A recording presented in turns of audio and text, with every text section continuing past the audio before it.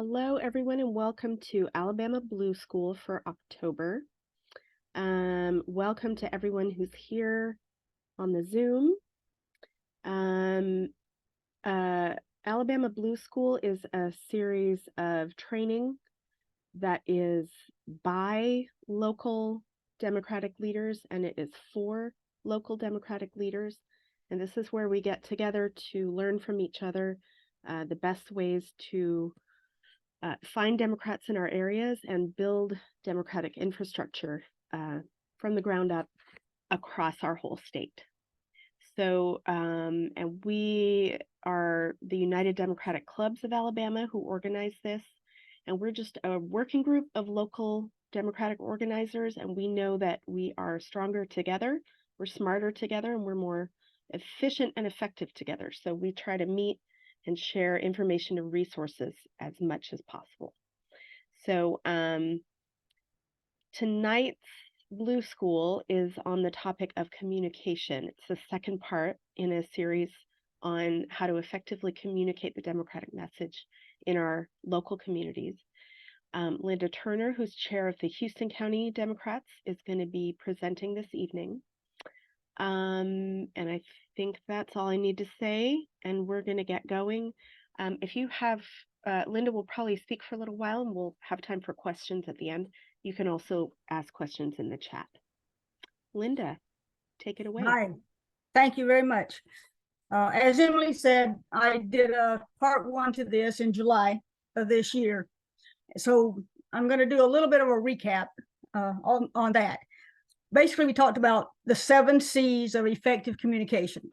Okay, you need to be clear, concise, concrete, correct, coherent, complete, and courteous. Pretty much self-explanatory. But if you can manage to do all of those things in a conversation, you can build trust with the individuals.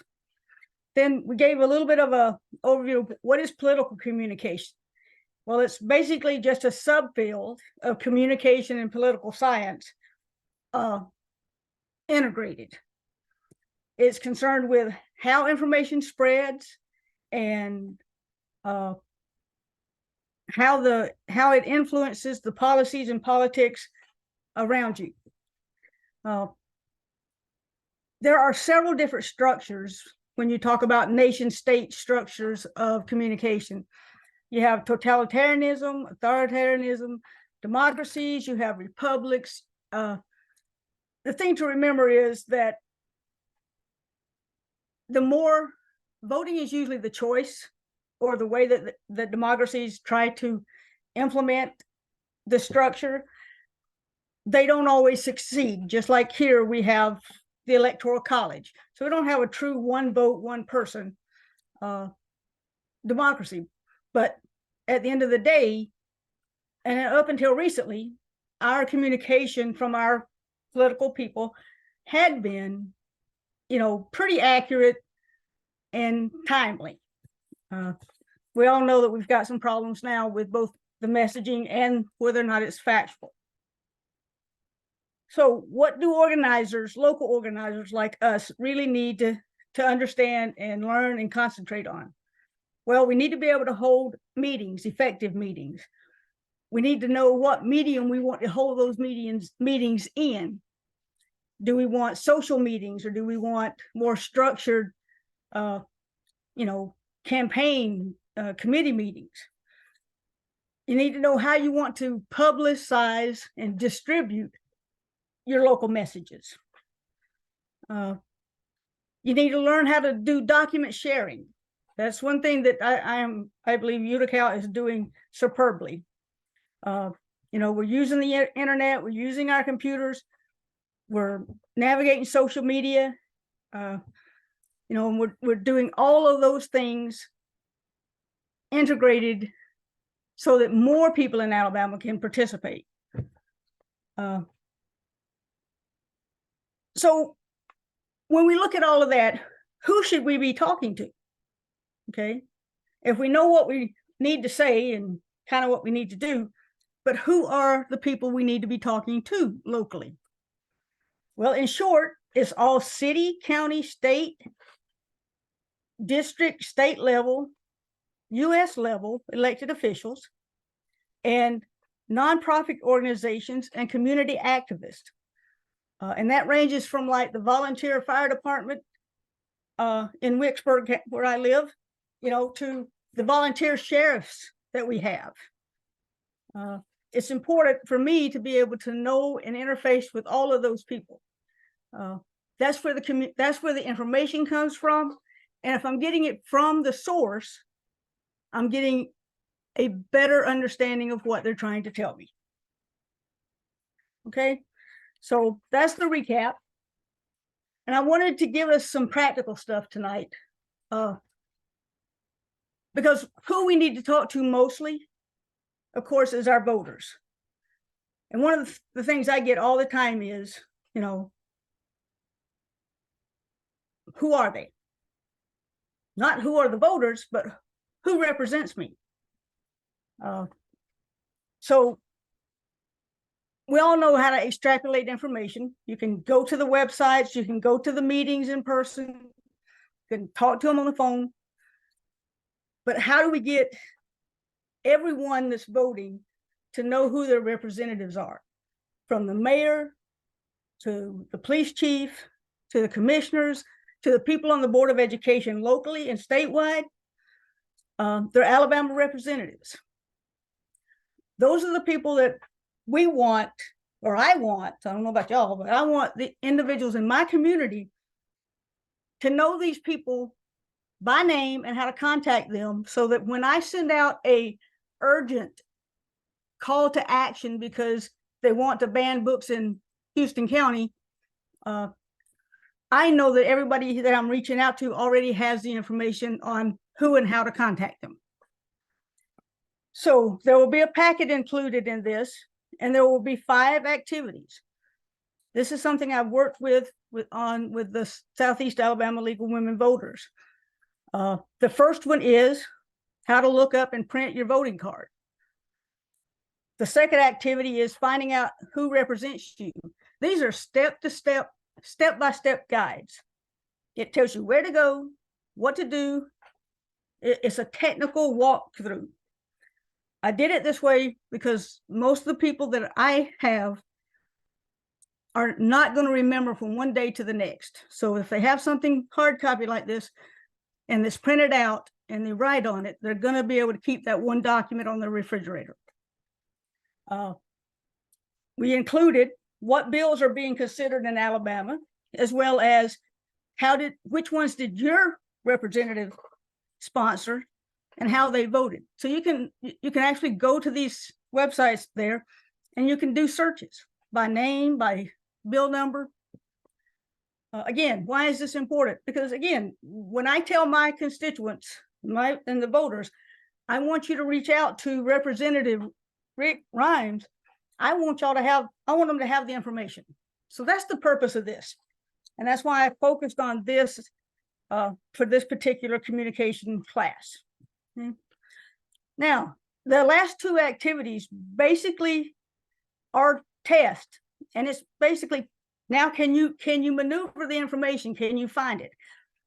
Some of it is match to match, but there are some questions on there that, I threw in for good measure, like, do you know what the biggest company that employers in your community? And if you do know that, do you also know what kind of concessions the city or county made to bring that company there? A lot of people don't even realize that they do that, but it is very common for corporations to get tax credits, tax waivers. Even in Georgia, where I was working, the electric company only charged them 20% of what they were actually using, just because they needed those jobs so badly. So again, corporations want you to believe that they're, living by the very bone all the time. That's not true. They get a lot of breaks. So I hope you find those civic engagement activities useful and helpful when you've had a chance to play with them. we don't need to have that information to continue with our conversation. So I wanted to actually have some current issues, examples. And the first one is one that I personally was involved in. But I'm going to let Brian, he's offered to read it so that y'all don't have to listen to me talk all the time. He's going to read to you this, and then we're going to assess my approach to this particular issue. Ryan, take it away. All right, more than happy to. I'm not the best reader, but I'll try my best. So example 1 by Linda Turner. The private Calvary Baptist Church here invited a panel of outsiders to address the pornography, quote unquote, in the Houston County Library. However, they invited all of the state representatives from this district as well, making it a public event. What I did, I published the event on the Houston County Facebook page and asked like-minded individuals to attend. I contacted local group leaders like SELWV, League of Women Voters? Yeah, okay. Who I felt shared our common value of free access to books. I attended the meeting, listened, and took notes. And when the floor was open, I spoke about the fact that not one person on the stage was from Houston County, and that there was processes in place to challenge a specific book or books. I followed up with our Houston County Commissioner's chair over coffee and discussed with him the same topics. I followed up with our library executive director to ensure he knew that we did not support any one person or group having the power to remove books, and what the underlying goal of this group of book banners really wanted. And I added that he had our full support when combating these groups, and that our exception was the current policy, that our expectation was that the current policy is being followed and no changes to library policies occurred to accommodate any elected officials without prior public notice and comments. I kept my county executive committee and members informed via GroupMe and at meetings.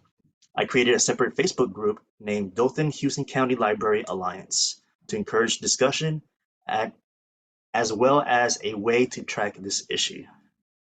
I elected to do all of this in person with verbal communication, as I had not yet met with the new chair of the commission nor the new library executive director, I'm assuming, director, yeah. I wanted to get a feel for their position, and I needed to see their physical reaction as we spoke to do that. Was my approach acceptable? In-person verbal versus written communication? Was it the best approach? Or would a combined approach have been better?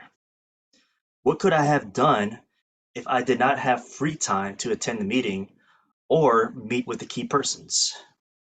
Did I commit too much time to this issue? Thank you. You're still muted, Linda. Sorry. What I'd like to do now is maybe get a few of you just to give your perspective. And I want to start with, did I use the 7 C's of communication? Was I concise, clear, concrete, truthful, coherent, complete? In other words, did I leave anything hanging, low fruit that somebody could pick apart?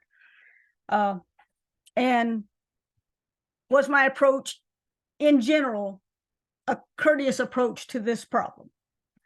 So, Tom, I'm gonna put you on spot again here. What do you think? Do you think I met the 7 C's when I was doing and looking at this problem? Yeah, and I think one of the ways that you were most effective was I think the establishment of a separate group to allow for folks who are interested, who might not be interested in maybe Houston County Democratic politics, but might be interested in like getting involved with this library activism. I think that that really allows you to be concise, like to focus your message and the message that you're trying to deliver on the specific issue. So I thought that in particular was a really, really good way to approach bringing more folks in to create a broader coalition than if you had approached this as the Houston County Democrats. So I think it was a really, really good way to engage the public on this. Thank you. Okay. Is there anyone who thinks that I should have done all of it in person or all of it in written communication? Just wondering if anyone sees that or can make a case for a different approach than what I took, which was in person. No? I think there's pros and cons to both, right? So the best would be in person because that's how you can make the most impacts. I think another pro of having written communication is that you have them on the record. But then again, they may not be as open and honest if they know they're on the record as well. So you may be able to learn some stuff through in person. My preference is Zoom always because it's easier and you can see them and it's not on the record. But that's just me. Unless it's being recorded. True. No. Right. I thought someone else was trying to speak up. I was. It's Marcia. Hey, Marcia. No, I think your approach was a really good one. But one thing you did say is you're in a situation where you have a little more time maybe than the average person does because of retirement. And but I'm still not sure that I think you probably saved some time by meeting face to face with the leadership of the library, because they not only did you get to understand their reaction to what you had to tell them, they got to hear what you were saying and the inflections of your voice and your own passion about the subject. So I think you maybe saved some time by having in-person meetings rather than trying to express yourself by email or something like that. Sometimes even Zoom, I don't get the full impact of what a person's like. For example, I never even know how tall they are, right? Which probably shouldn't matter, but for some reason it does to me. So I kind of think though, especially for those two individuals, that face-to-face touch was probably saved you some time and some possible misunderstandings. Yes, and the peripheral of what was going on is probably important here, in that I reached out to the League of Women Voters president, who chose to do it in writing. So she responded, to the executive director with specific questions and input. So I knew that was occurring on the peripheral side of this. I knew that if the Houston County Commissioner chair that had made the Facebook post was actually made to sit down face to face, that he would pivot a little because he really is a politician. So those things kind of drove what I was doing as well. So is someone else need to speak? I can't. I think Anando, you had your hand up. I did. I was gonna say that I think, Linda, you had your approach to making a maybe less publicized event, which technically was a public and maybe an event that was only going to get one side of the conversation, right? You showing up, making sure that a different viewpoint was heard. And I particularly thought pointing out that nobody there was from Houston County, which I'm like looking at these carpetbaggers trying to bring in their problems into your home. I think that's a particularly effective communication style. And also, like, one of your bullet point questions are like, what could you have done if you did not have the free time to attend the meeting or meet with the key persons? Like this is one of the part of the questions that I thought the most about. And ideally, if we're doing our jobs and building our networks, one person like you, Linda, don't have to be the one person who's doing all of this. We can delegate to some other people. But I think we're still in that growing process right now. Yeah, you're absolutely right. And I did reach out, and 3 of my executive members showed up at the meeting and it was real short notice. Like I said, this wasn't even on the Calvary Baptist Church website. I mean, they were not wanting it to be public knowledge. So, by having those 3 there, plus a couple more that I didn't recognize, in support of, let's let the library do their jobs. They're professionals. We didn't get tit for tat. We just there's a process. Maybe you ought to ask the executive director before you bring in these people. So I appreciate y'all's input, and I do think this is one that I handled really well. Trust me when I tell you there were others that, I've had to step back and say, can't believe I did that. Hey, Linda, sorry to interrupt. Marcia put in the chat, how did you hear about this event in the first place? Well, that's kind of interesting, because it came from another chair from another county who had a friend that was going to that church, but they don't necessarily believe, I guess, in all of their things that they do. And so that's how it got to me, through word of mouth. And it's because my name is out there in the community that they knew who to contact to get it to me so that they could stay anonymous. I mean, it was really weird. But I was very glad to be there and do my part. I don't know if I was a librarian aide, all in high school, all in college. And when I was in DC, I volunteered at the Library of Congress for a while. So libraries are near and dear to my heart. And I know that the underpinnings of this, a book can get misfiled by any way, any means. So if you find it, let somebody know. If you find something in the children's section doesn't belong there, it's easy. You tell the person at the front desk and they fix it.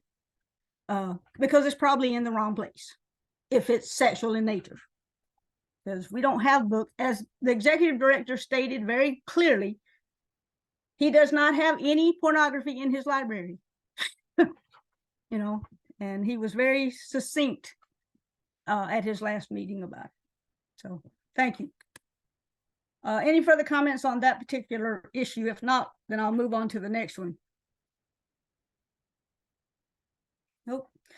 All right. I've had trouble getting people to my meetings. So yesterday I identified people who had been to the meeting a year ago but haven't come back in the last 12 months. And I sent the following example, the following text. Good morning. I wanted to touch base with you to see how you are doing. I also wanted to ask you to attend this Thursday's meeting at 6 p.m. at the Clarion. There are some disturbing outside groups like Clean Up Alabama making the rounds in our area to ban books. Also, it appears the new AVID program, I think I got that right, that Wes Allen implemented, is already removing people from the voting rolls. I don't know if y'all realize that or not. I got a notice from the League of Women Voters about that, from Kathy Jones. Okay, so I hope to see you there, but if not, we should grab coffee or lunch to catch up. Also want you to know that I value your experience and input, and I'd rather not lose touch. I need you involved if I'm going to do an effective job as chair. Again, military writing and government writing is what I'm used to doing. So again, Was I concise? Was I clear about what I needed? All of those things in this email. Yeah, I'm sorry, in this text. This was a text. And was text the right way to do this?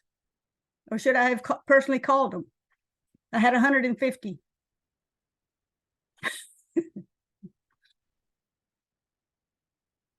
Any thoughts? I think this is wonderful. When I'm reading this and I'm like, I'm gonna set up a lunch with Linda. I mean, this is beautiful communication. And I think sending a text is absolutely the right way to do it. I think most people, if we've been around in local politics enough, if people see our name come up on their phones, they go, whoop, I don't want to answer that one. But if it's a text, and this is such a warm, inviting and motivating text that I think that I bet you got at least 10, responses to it, which would be a great percentage. Yeah, you're actually right, and I did. I will tell you that I got a subsequent phone call from a gentleman who's in North Carolina right now, and our telephone conversation kind of got off to a rough start. Partly because I didn't know enough about him, and he didn't know enough about me when we started our conversation. And he was asking, what specifically are they wanting to ban, and I said, well, they're specifically targeting LGBTQ, and then he said, well, as a pastor, I've got to be honest, I probably would side with that. So of course I got defensive and a little annoyed. And I took a deep breath and I said, well, maybe I need to restate this in a way that you can understand it. It started with LGBTQ, but they have moved on to some other issues. And so I pointed out a few, and we had like a 40-minute conversation, and he gave me some really good advice. He was like, when you're addressing the Democratic Christian community, make this about civil rights. Don't make it about LGBTQ. So, it was a tough conversation. It lasted longer than I wanted it to. And like I said, mistakes made. Luckily, he's a mature man. I'm a mature woman. And we came out of that conversation both willing. He agreed to go to a PFLAG meeting and meet people that he doesn't know. And, I agreed to try to get my messaging clear about why they should care. So again, the email I thought was good, but when I got the telephone call, I wasn't prepared. And so I probably should have taken a count of 10 before I started. So anyway, so those are my examples, and I hope you've learned something from them. I also want to just say that no matter how busy we are, I will always, if someone asks me to proof something, I will always do it for you. I have a rule that nothing goes out in a written format without 3 people reading it. And even then, you find mistakes. So that's just a rule I made when I was in the government, working for the Federal Bureau of Prisons, because you send off those emails and sometimes it says exactly what you want to say. And that's not the good thing. You need to step back and make your point, but say it in a more kind manner. So, courteous manner. So like I said, that's my examples. Do any of you want to share some things that you've run into and maybe how you handle them?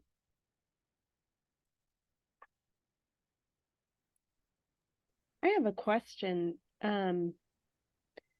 Linda, how would you go about choosing an issue to pursue with this type of communication in your community? You said that you spoke with some other people in your executive committee, but is this something that you, yeah, I guess how would you pick an issue or a topic to address? Well, the topics usually come to me. They come to me in the form of a problem. Somebody's coming to our county. Like I just found out there's a Christian school that has invited the two ladies that started Moms for Liberty to Houston County. Okay. So now I have to figure out a way to get in there. Again, private property, private institution, but I need to know who else is coming so that I can get in there, so to speak. But normally the issues come to me in the form of problems. And I just try to keep my executive staff apprised of things and encourage them to they have to read everything I write, because like I said, 3 people have to check it. And then I formulate what I think is the best practice or approach in my head, and then I put it in paper, and then I go. Like I had the Constitution in my hand when I was speaking at this thing. I was holding it up while I was speaking. The Constitution of the United States in my hand, pocket, so they could see it as I was speaking, because I needed them to know we're not governed by their religious views. We're just not. So I don't know, did I answer your question at all? Probably not. No, you did. I mean, I think that there are so many of these issues that we can choose to address in our local areas, and it can sometimes be difficult to, but this is definitely a big one that I think Yeah. is Well, let me share this too. After this meeting, which I don't remember when it occurred, but they had the library board meeting on the 11th at 8:30 in the morning. And so I show up to the library board. I had told Chris that I would be there. Chris is a wonderful guy, our director. So I told him I'd be there, and he'd asked if I wanted to speak, and I said, no, not really. And I got there, guys, and the same 10 people that had been in Dale County speaking were at this Houston County. So I knew half of them or more wasn't part of Houston County either. And they had asked to speak, but Chris had told them, you can bring as many as you want, but I'm only letting one person speak. So he'd already cut that down to size. But I asked him, I said, can I videotape the meeting? And he said, I would rather you not do that. So I said, Chris, I have a legal right to do that. I said, but because I believe that we can handle this without making it a bigger issue than it already is, and that's obviously what you're trying to do, I'm going to honor that. Okay, so I'm not going to speak no matter what she says, and I'm not going to videotape any of it. So I think I built a lot of camaraderie by being willing to do that, instead of going in like I have seen in some of the other counties. They go in and they just do it, and they don't try to work with the director. So there are all these things you have to consider, and I am 100% sure that the Alabama Let Alabama Read Freely, or whatever it is, probably would have encouraged me to record it. But I didn't think that was appropriate for Houston County at this moment in time. So I thought we were getting what we needed from all of the people involved.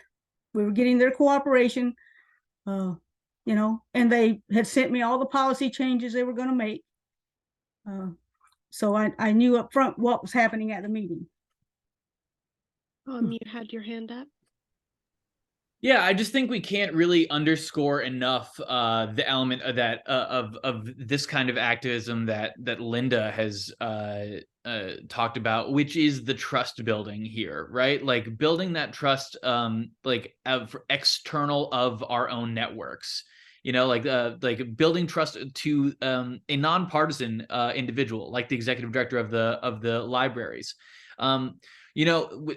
when we're organizing in and around issues that matter like deeply to us, it can be very hard to sit there and cede a right that we do have. Like Linda was well within her right to say, well, actually, I'm going to film this because I have every right to do so. But when we do that and we give our trust to somebody else, we get that trust back in return.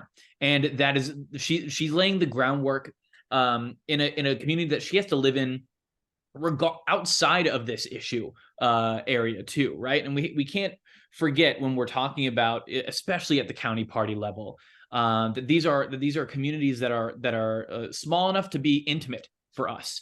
Like these are folks that we'll see in the grocery store.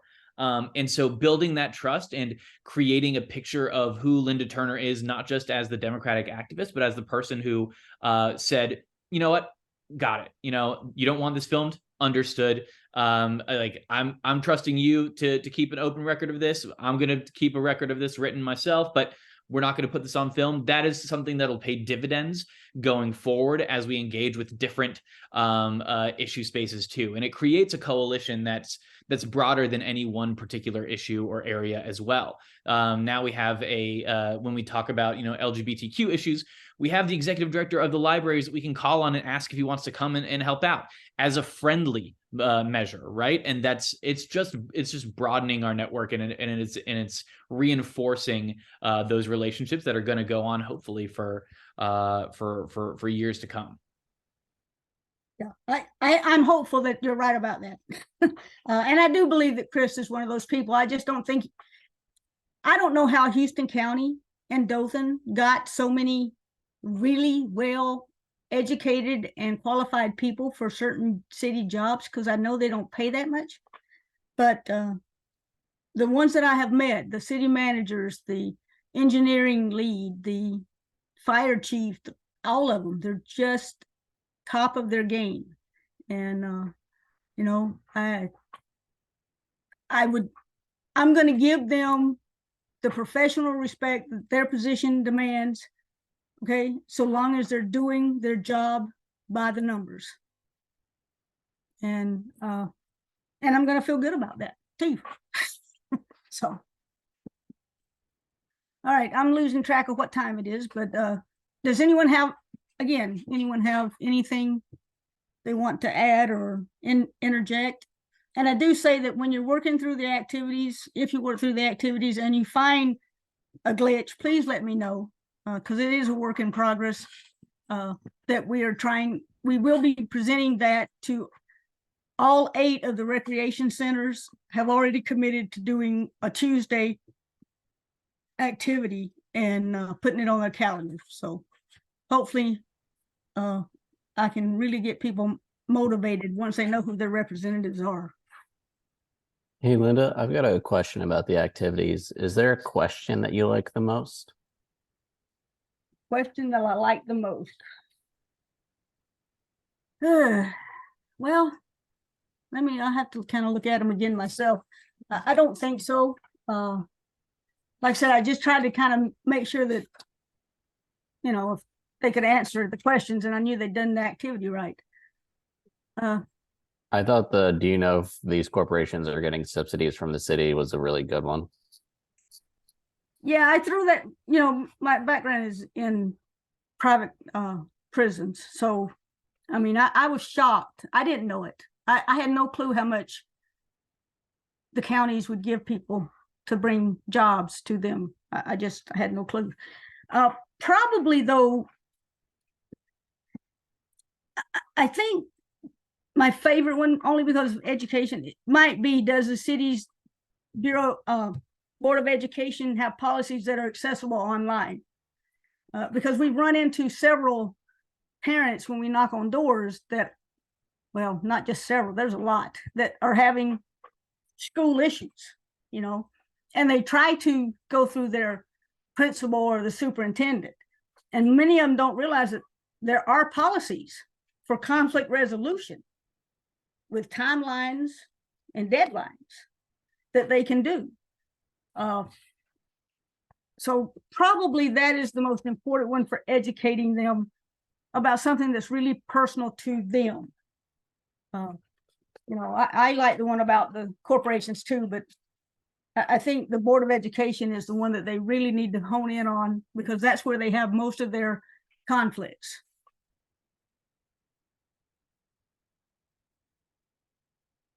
Well, Emily, I'm going to say thank you, and I don't know, we can talk about something else for a few minutes then. And I really appreciate Adano and Brian and all of you guys for showing up and listening. And again, probably wasn't the communication class y'all were expecting. Thank you Can so can I much. ask one last question? Can I ask one last question? Please. Absolutely. Marcia, this is Marcia. Can I ask one question of, I don't know the difference between a city commissioner and a city council person. It's just it's a structure. Not every city have commissioners. Some have councils. Hartford, Alabama, they have council members. Okay. And so the way it's structured is the council members represent the entire city. In other words, you don't have districts. Right, okay. Okay. Yeah. Because it's not large enough to have districts. So you have 4 council members, and they discuss all of the issues, and they don't have any one particular section of town that they're, loyal to. Okay, so it's at large versus districts. I understand now. Yeah. I'm sorry. Okay. I just don't live in a city. I don't live in a city, so I didn't know well, there's probably a lot more reasons that I didn't know the answer, but one of the reasons is that I don't live in a city. Yeah. Right. Well, yeah, I mean, you don't have a reason to know these things. Like I have learned more in 4 years about Democratic parties and parties in general and politics than I ever wanted to know. Yeah, I hear you. Oh. And I think it's also important to know that like these different things change from municipality to municipality. Manhattan, Kansas, for example, doesn't elect a mayor at all.